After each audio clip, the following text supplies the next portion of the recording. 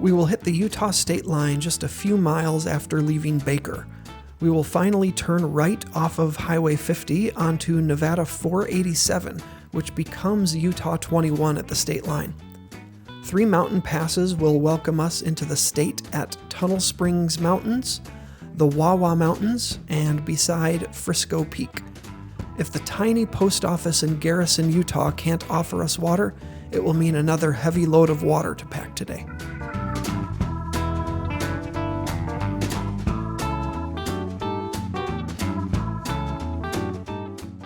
Hobos preparing breakfast. Good morning. It's day 12. Monday, May 27th. That means it's Memorial Day. We are departing Baker, Nevada. Our end goal is Milford, Utah. Oh, and an exciting thing today, we are going to cross the Utah border early this morning. Where's Waldo, you ask? He's here, on the outskirts of Baker, Nevada.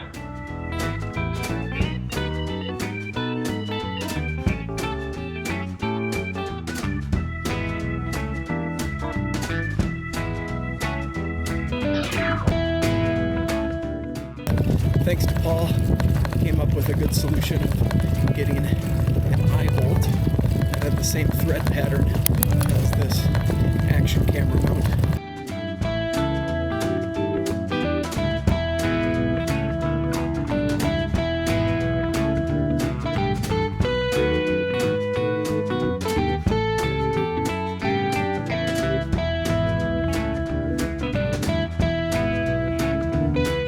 The Beehive State shows a clear distinction between the northwest portion of the state and the rest of it.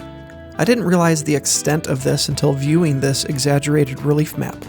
All of our time in Utah will be in the mountainous southern portion of the state, which of course will be challenging but also much more scenic.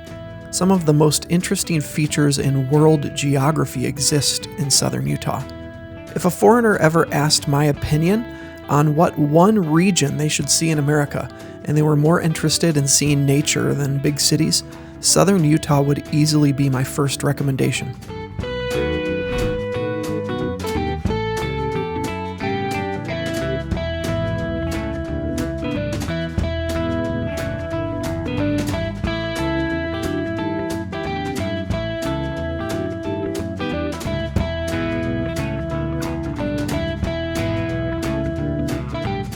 Garrison, Utah is a great example of a Wild West town. It started as an outlaw and cattle rustling community. For non-Western watching city slickers like me, cattle rustling is essentially stealing farm animals. The Garrison family farmed in the area, and the town is named after the matriarch of this family. She held 2 occupations, the town's school teacher and the mail handler. There wasn't much in Garrison, Utah. An LDS church, of course, and the fire department, a few ranches, and that's about it. I'm starting a 17-mile climb. I'm going to be climbing for the next 17 miles. It's a bit longer than the average mountain pass climb. I'm hoping that means I'm not going to be seeing any of these 6, 7, 8% grades. Utah's road signs are beehives. Today's snack of the day is milk duds.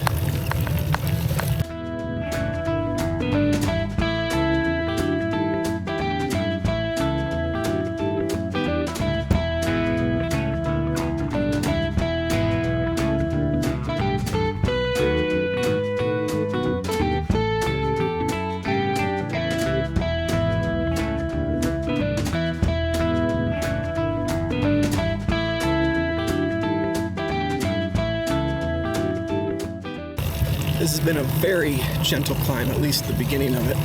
Grades just 1 to 2% tops. So, yeah, you know you're climbing, but it's not super strenuous.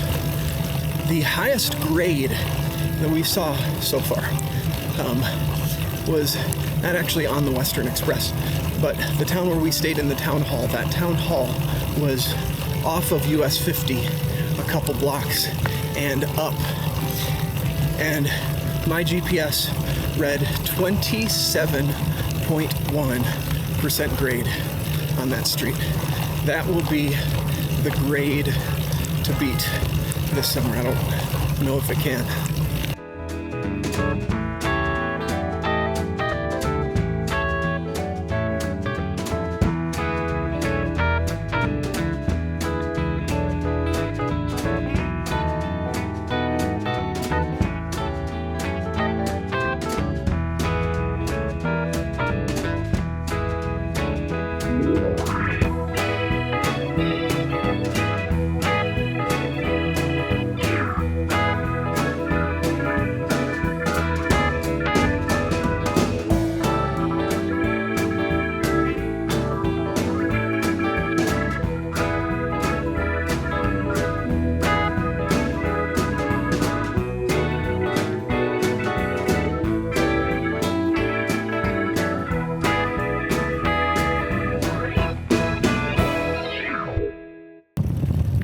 Yesterday, Allison asked me, what do you think about when you're riding? I told her, well, when I'm climbing, it's really hard to think about anything else but the climb.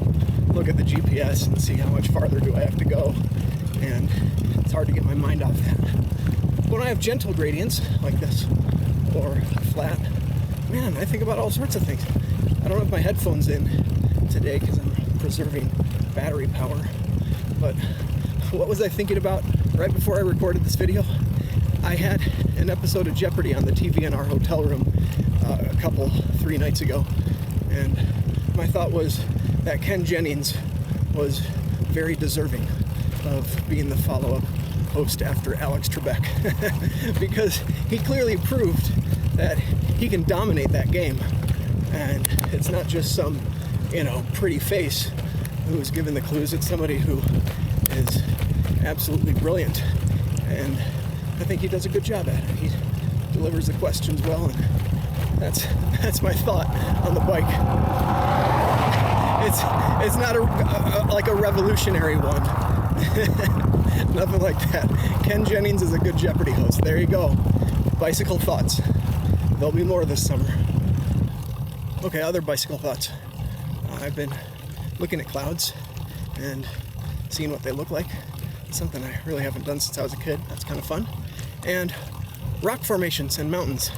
I'm looking at one off this way that looks like a cresting wave, curling over. That's what I see. Yeah, it's just little mind games with what I see. Something else that I do when I'm just idling by on my bike. Nearing the top of this first ascent today, the 17-mile long one. And yeah, we're now seeing grades up to 4%. So just this last mile has brought a level of challenge. This summit has a really clever name. You can also use this to see how accurate my GPS is. It says 6,210 feet. So only off by 30 feet, not bad.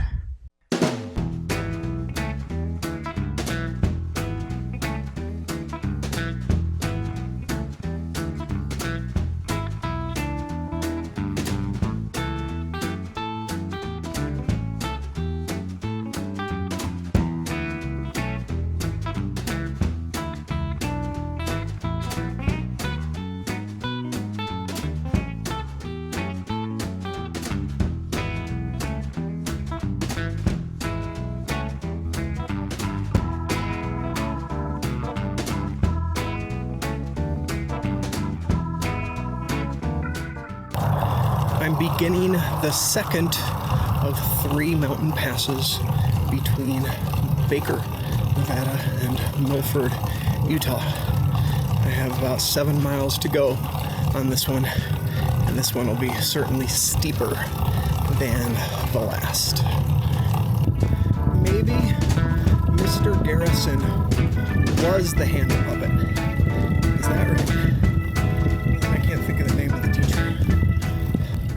I'm going to stop up here to rest my legs, to fill up my water bottles from the platypus bladders, and to eat the remaining sandwich I bought from the Rains Market, and a 2-pack of Pop-Tarts, and maybe some other food.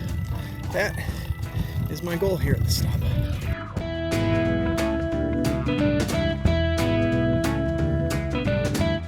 Frisco, Utah was once home to 23 saloons serving a population of 6,000 people, mostly driven by its mining community. By that point, over $20 million worth of gold, silver, zinc, copper, and lead had been mined. Today, the population has dwindled to less than 100.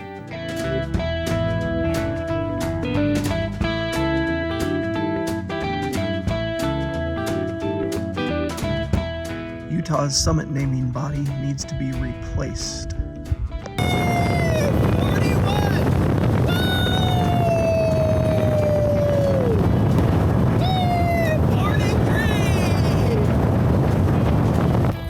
Even though I'm out of breath, you listeners deserve a story. So I told you how Paul was the first to fall victim to leaving something behind, his swim trunks, and I knew it would happen to me. Well, it did this morning.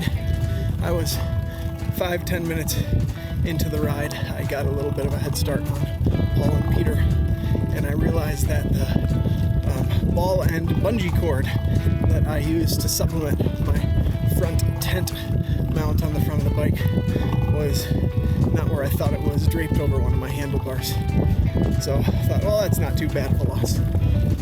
That's the worst thing I've lost so far. Well, at the first stop when we all meet up, what is Peter holding up and smiling? My ball and bungee. Thank you, Peter. I'm out of witty comments for poorly named summits. A very sad thing just happened here. St. Elmo's Fire song came out of the mix. And right before the first chorus, you know how powerful that moment is. The battery in my headphones died. The Civilian Conservation Corps was FDR's attempt at invigorating the economy through public works during the Great Depression. The CCC constructed the stretch of road now known as Utah 21 that we take east out of Milford, Utah. Milford is where the largest wildfire in Utah's history started. In 2007, 283,000 acres burned. Day 12's recap. Scenery is an 8. Difficulty was a 10. Road conditions a 4. And the overall feeling of positivity is still at a 4. I think after an easier day today and rest day in Cedar City, that will climb back up.